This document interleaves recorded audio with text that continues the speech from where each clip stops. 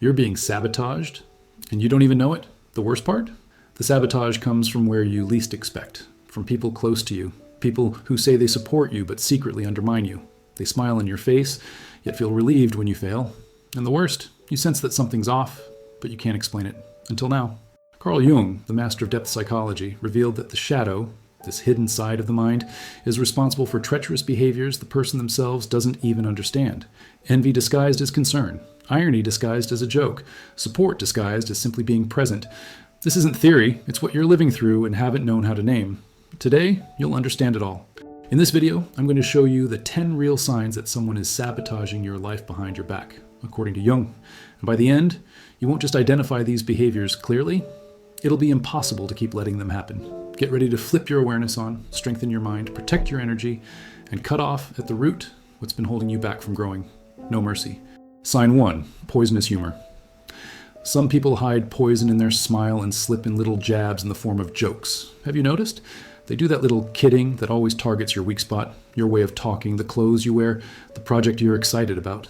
The problem is that if you react, the person fires back, "Wow, can't even take a joke anymore?" And then you wonder if you're overreacting. But no, you're not. This is a subtle form of attack in which the unconscious speaks louder than the stated intention. Carl Jung explained in his studies that the shadow often manifests through projection, meaning whatever the person denies in themselves, they hurl at others under the guise of laughter, sarcasm, or irony. That phrase, "I'm just messing with you," becomes a shield against having to deal with their own repressed feelings. Even worse, the target ends up feeling guilty for lacking a sense of humor. And this is far more common than it appears and goes unnoticed by anyone who doesn't understand how the unconscious mind works. That's where the power of self-knowledge comes in. Once you recognize that pattern, you realize these jokes say more about the person telling them than about the one hearing them. An example? The individual who's always mocking you for being too sensitive is usually someone who has never learned to handle their own emotions. And while you laugh on the outside, your gut is churning on the inside, telling you something is off, and it is. But here's the interesting part. That's only the beginning, because there are even subtler forms of sabotage you're probably not noticing yet. Sign 2, the master of confusion. Have you ever relied on a trusted someone, and right at the critical moment they forgot to tell you something, forgot to remind you, forgot to follow through on something they promised? Curiously, that kind of forgetfulness only seems to happen with things that matter to you. Coincidence? Not so much. Jung helps us see that many of these failures aren't actually accidental, but rather expressions of the shadow working in an unconscious way. This master of confusion will often act scatterbrained, but underneath there's a pattern of behavior, broken promises, omitted details, advice that seems well-intentioned, but ultimately puts you in an uncomfortable situation. According to Jung, this is the fragile ego trying to maintain a false sense of superiority. By sabotaging others, they avoid facing their own feelings of inferiority, and you, who just wanted support, end up doubting your own abilities. You know that friend who accidentally forgets to invite you to something important? Or that coworker who gives you advice and then acts like they never said it? This kind of behavior is so subtle that you only pick up on it later, but your soul feels it all along. That's why understanding the workings of the unconscious mind is so valuable. When you know how the shadow, according to Jung, expresses itself, you start to connect the dots. And once you connect the dots, you notice competition doesn't always look like a direct fight. Sign 3, silent competition. This is what happens when you share good news all excited and the other person changes the subject. Or they respond with a deflated, cool, the kind that kills any enthusiasm. Sometimes they try to cover it up with a smile, but their eyes give it away. It's the type of reaction that leaves you confused. You expected support, but got indifference. Jungian psychology helps us see that when a person can't handle their own repressed desire to win, they start seeing other people's achievements as a threat. Here's where Jung's archetype concept comes into play. Within all of us, there are ancestral images and impulses, including the drive to compete, to stand out. When that drive is suppressed or poorly resolved, it becomes part of the shadow and shows up as disguised envy.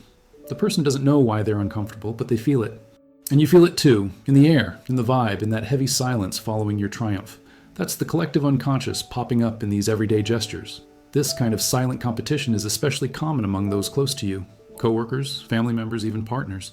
They won't say, "I dislike your success," but they'll make you feel guilty for being happy. A classic example? You say you got a promotion, and instead of congratulations, they say, "Yeah, but now you'll work twice as hard, right?" That's a crystal clear sign that something deeper is at play, which leads us to an even more disguised behavior. Sign 4, cold support. Ever had someone be there physically but not emotionally? It's the kind of presence that doesn't warm you, doesn't encourage you, doesn't add to you.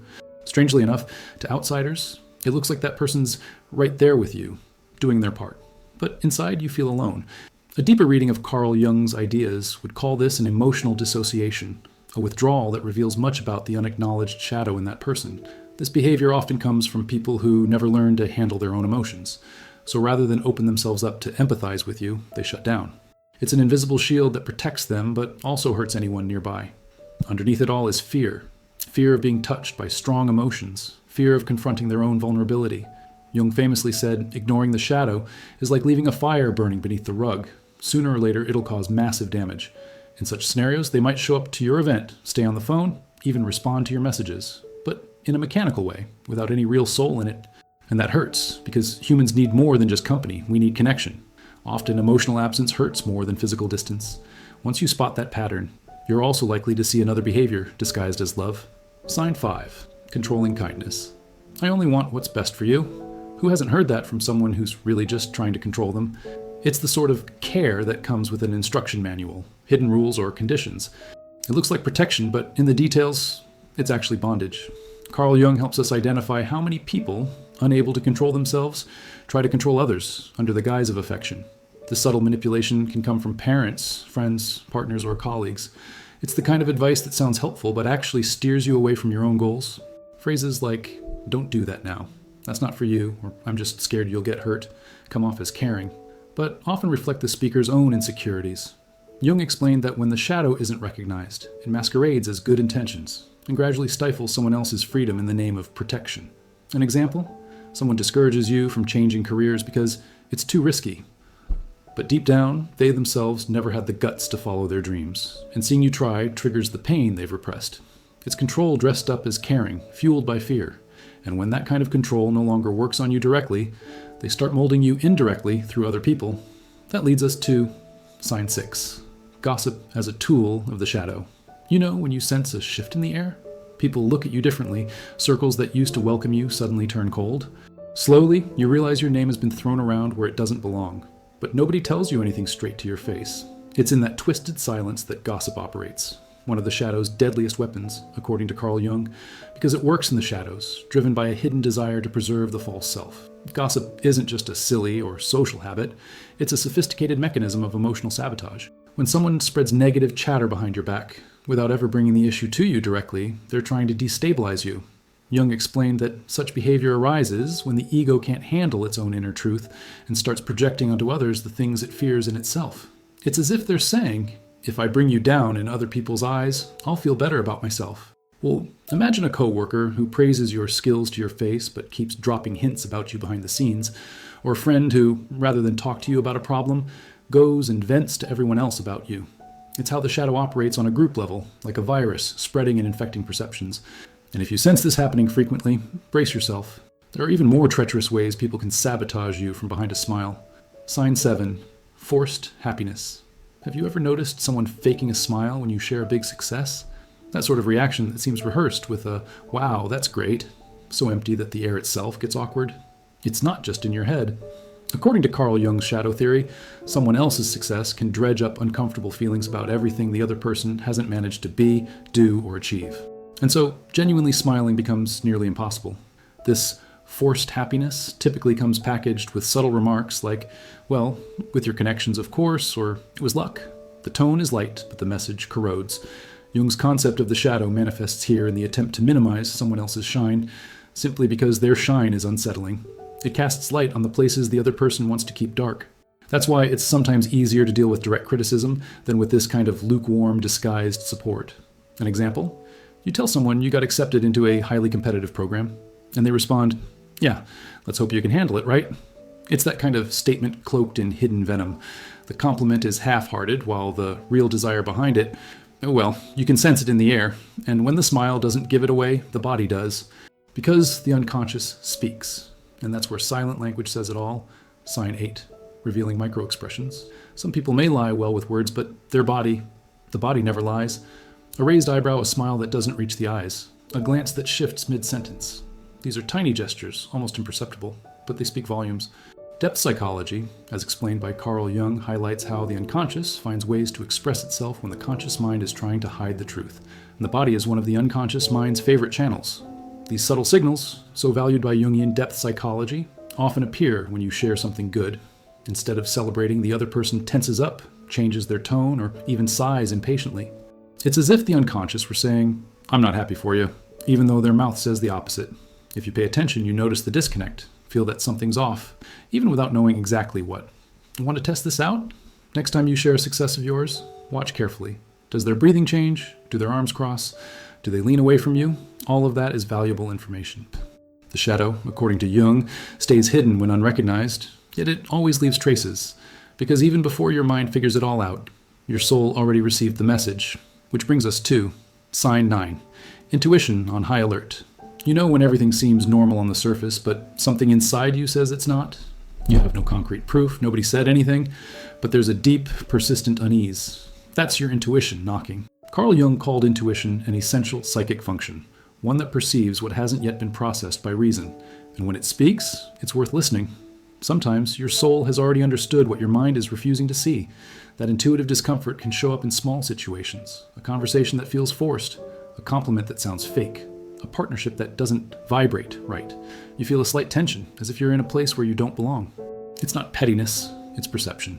According to Jung, the collective unconscious carries centuries of ancestral wisdom. Even without words, this wisdom communicates with your consciousness through intuition. A good exercise is to jot down each time you feel that sort of unease, even if you can't explain why. Over time, you'll start to notice patterns. That's what self-knowledge is for, tuning into your inner listening. Often, your first sign of silent sabotage doesn't come from someone else's words or actions, but from that subtle whisper of your own soul. And once those signs start repeating, it's time to look more closely at the cycles forming around you. Sign 10, the repetitive cycle.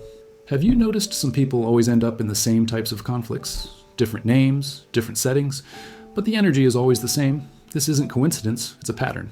Depth psychology, courtesy of Carl Jung, teaches that when the shadow isn't integrated, it repeatedly manifests until it's acknowledged.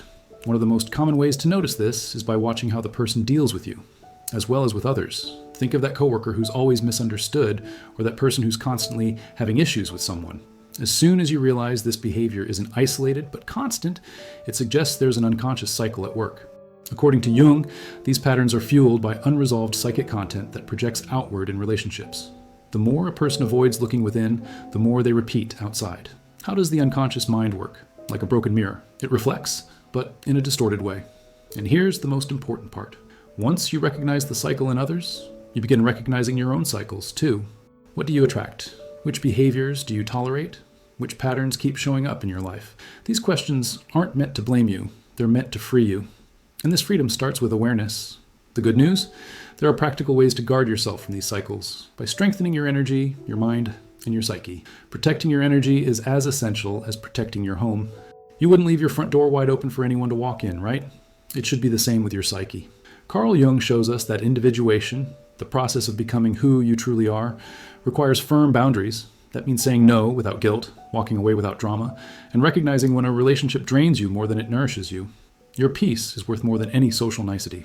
One of the most effective forms of self-protection is building genuine self-esteem. And it's not about chanting stock affirmations in the mirror, but about consistent actions that prove to yourself that you matter. Reading good books, like Man and His Symbols by Jung, doing therapy, meditating, practicing silence. Little habits that create a solid foundation against other people's projections. Jung reminds us that, yes, the collective unconscious influences us, but our individual consciousness can decide how we react. It's also important to surround yourself with people whose energy matches yours, people who genuinely celebrate your victories, who don't feel the need to compete, who inspire you to grow. The shadow, according to Jung, won't just disappear, but it can be integrated. Once you're familiar with your own boundaries and vulnerabilities, it's easier to recognize when someone is trying to manipulate or drain your energy. Trust me, that changes everything. Because in the end, the power to transform starts with you.